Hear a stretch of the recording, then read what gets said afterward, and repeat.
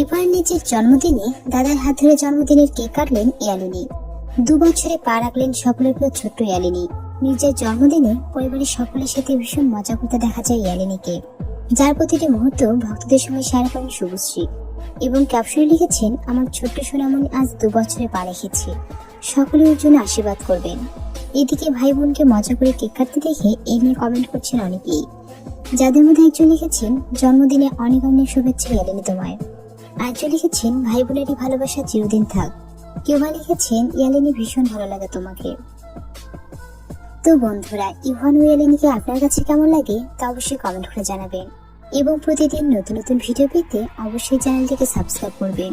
ভিডিওটি শেষ পর্যন্ত দেখার জন্য ধন্যবাদ। প্রথমেই দাদা ইউয়ানের হাত ধরে কেক কাটতে দেখা যায় ইয়ালিনীকে। পরিবারের সদস্যদের মাঝে কেক কাটে ছোট্ট ইয়ালিনী। 2 বছরে পা দিল রাজ শুভশ্রীর রাজকন্যা। তাই তো এদিন হয়ে গেল পুষ্পাভিষেক তাদের বাড়িতে। সকাল থেকেই সকলে ব্যস্ত ছিলেন পুষ্পাভিষেকের জোগাড় জানতি করতে। শুভশ্রী গাঙ্গুলিকেও দেখা যায় পুষ্পাভিষেকের জোগাড় করতে।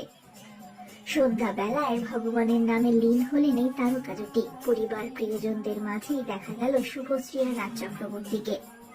শ্রীকৃষ্ণ নামে লীন হলেন তারা। কীর্তন করতে দেখা গেল রাজ শুভশ্রীকে। হলো বাড়িতে পুষ্পাভিষেক। ফুল নিয়ে খেলতে দেখা গেল ছোট্ট ইয়ালিনীকে। বাবা মার মাথায় ফুলও দিয়ে দিল সে। বন্ধু দাদার সঙ্গে মজা করে কাটলো ইয়ালিনীর দিন। দেখতে দেখতে ছোট্ট ইয়ালিনী পা দিল 2 বছরে। 2 বছরের জন্মদিনকে বিশেষ করে তুললেন রাজ শুভশ্রী। ভগবানের নাম নিয়ে কাটালেন দিনটি। কীর্তন করতে দেখা গেল বাড়িতে তাদের। কৃষ্ণ নামে লীন হলেন শুভশ্রী গাঙ্গুলি, রাজ চক্রবর্তী।